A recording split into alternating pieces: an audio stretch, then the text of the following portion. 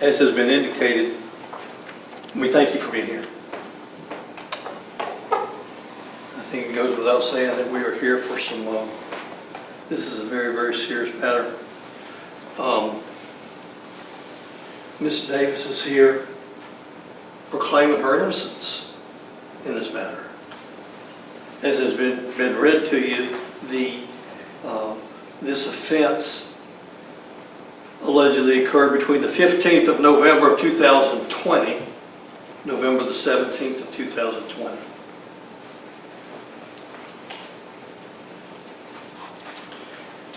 Here we are, July the 13th of 2026, more than 5.5 years later.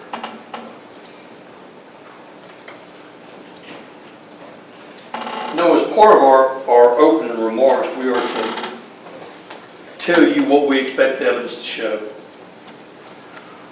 And also, it's my responsibility as the attorney for Ms. Davis to point out to you certain things that are important. One thing that lawyers like me are always, and prosecutors also, are always concerned with are timelines. When did certain things happen and at what time? Okay? And that's important for you to keep into consideration whenever you're listening to the evidence in this case and deciding this case. You will, at the end of the case, you will have a copy of the indictment that reflects all these charges that have been mentioned to you.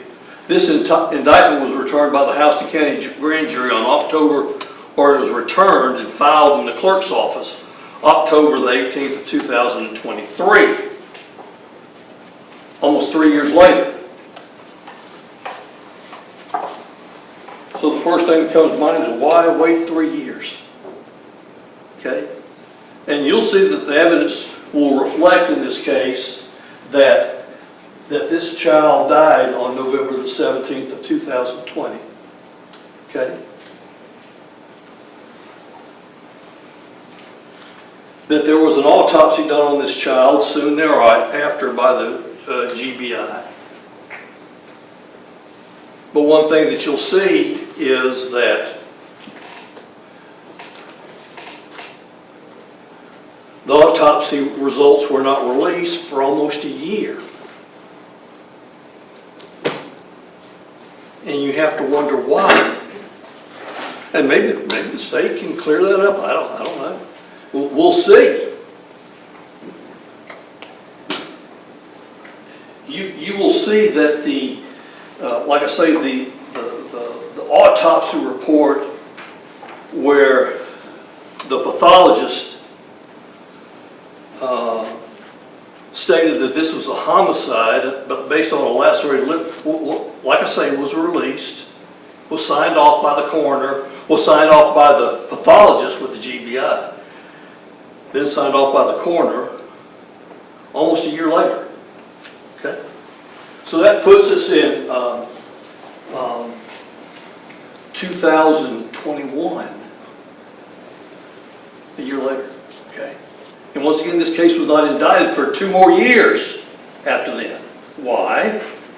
Those are things that you can take into consideration whenever you're studying this case and listening to the evidence in this case. And we'll hear witnesses in this case. And you know, one thing that I'm certain that Judge Adams brought to your attention today, and at some point in time Judge Lumsden will at the conclusion of this case, is that the burden of proof is always on the government to prove each one of these charges against Ms. Davis beyond a reasonable doubt. In other words, they have to prove each and every essential element of each crime charged beyond a reasonable doubt. Ms. Davis has absolutely no burden in this case. In other words, she can sit there and say nothing, and you can't hold that against her. She may or may not testify. We don't know yet. We don't know what the state's going to put up yet.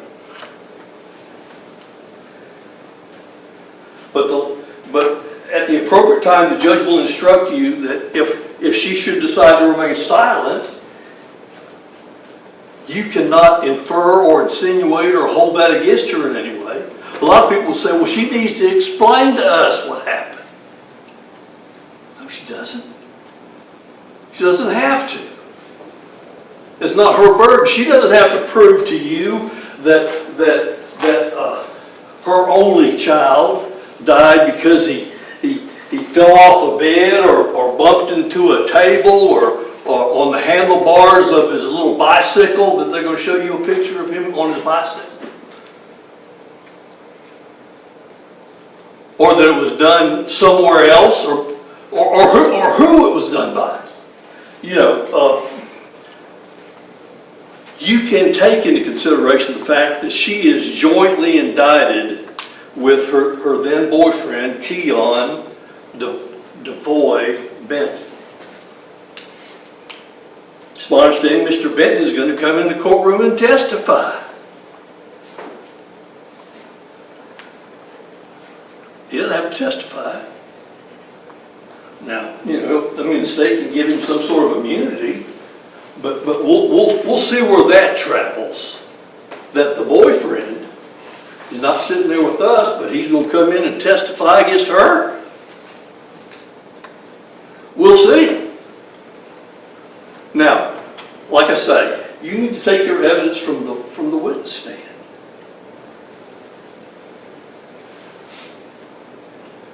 This case, and understand,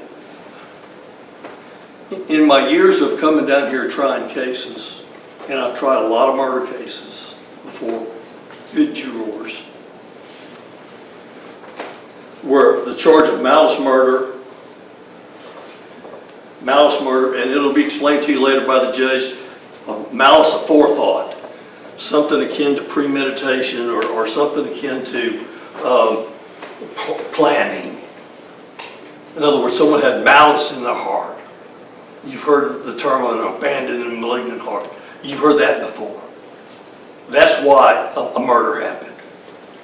And in the alternative, the state sometimes will say, well, we think it's a felony murder based on another offense, a predicate offense, if you would, that as a result of that predicate offense results in the death of someone. And the felony murder, the first is cruelty to children in the first degree.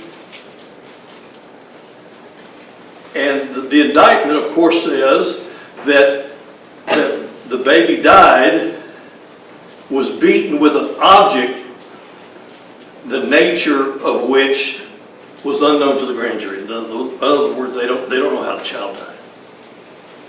By what means? Was it by a bowling ball or a baseball bat or whatever?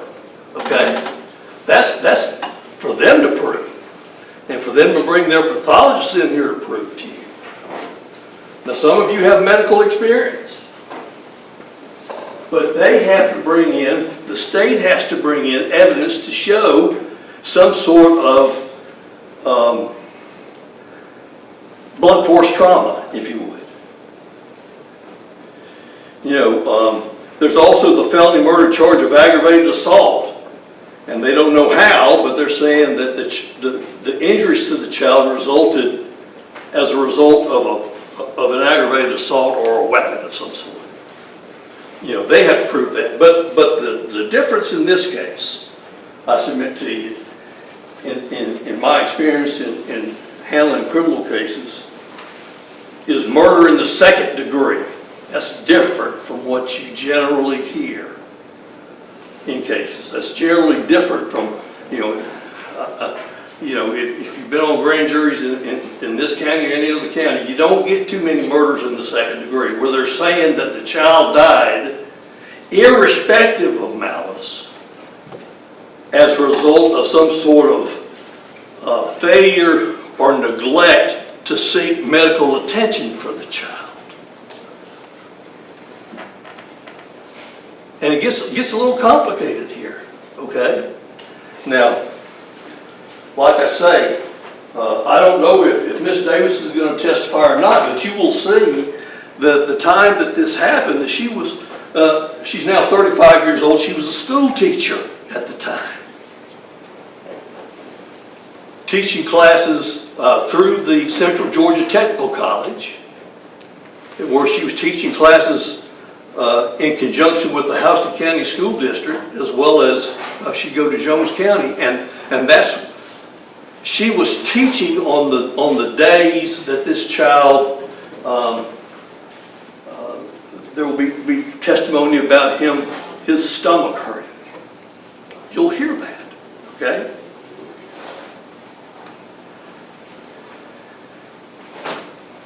You will also hear that this child, he was 2 years and 10 months, Karter was, and that he wasn't even a week old and he was already having problems with breathing and asthma and things of that nature. And you will hear, we expect that you'll hear from the people that were treating him at this pediatric place that they treated him, that he was hospitalized, that he's always been a sickly child of some sort, as children are prone to do sometimes.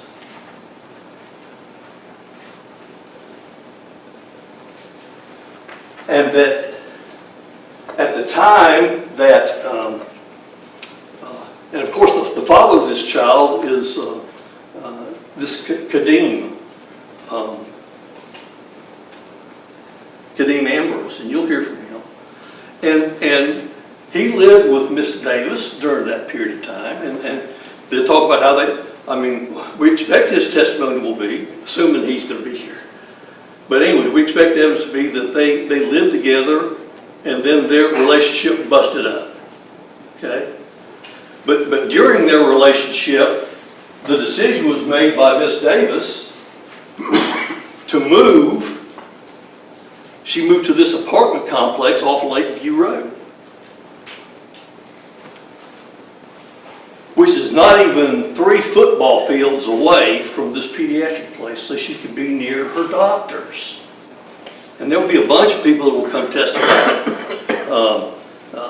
I guess, from the pediatric place that Miss Davis was there often with her child. Okay?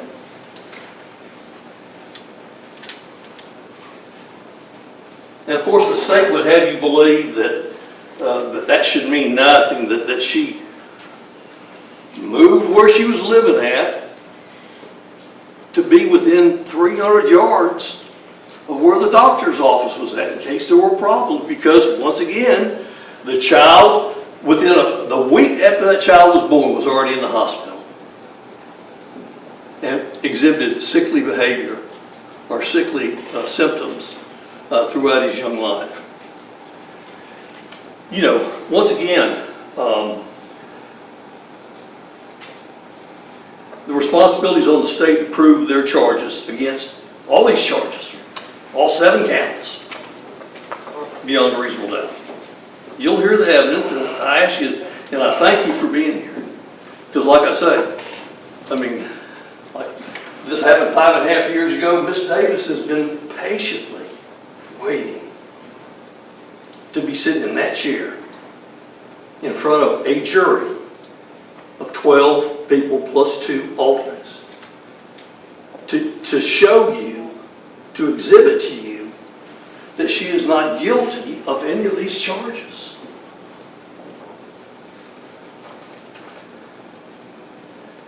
You know, I with you am patiently waiting to hear what the witnesses are going to say for the state. As Mr. Dwayne has mentioned to you, this is not a case of you know, there's 2 types of evidence. There's direct evidence and circumstantial evidence. And Mr. Dwayne has said in his opening remark that there's not any direct testimony, or there's not going to be any direct evidence that this lady or anyone struck the blows that ended up killing the child. Okay? It's circumstantial evidence. Okay? In other words, the circumstantial evidence that the state is proposing is that, and of course, the doctor doctors are going to come in here, or the medical people are going to say, well, based on their experience, injuries of this type have to result, or can result, anywhere from 24 to 72 hours before someone dies. Not necessarily. Okay? And once again, it's not for Ms. Davis to have to come in here and point the finger at anybody. Okay? They're trying to prove that she committed these offenses. I submit to you that she did not. And, you know, once again, I don't know how adamant I can be to explain to you her innocence. I don't know how adamant she could be to explain her innocence. This is a long day coming from her, or for her. And, you know, I'll be able to ask questions of witnesses for the state. And, you know, once again, as I mentioned before, if there's anything that I do that upsets you or hold it against me, she has lost her only child. Her only child. Almost 6 years ago.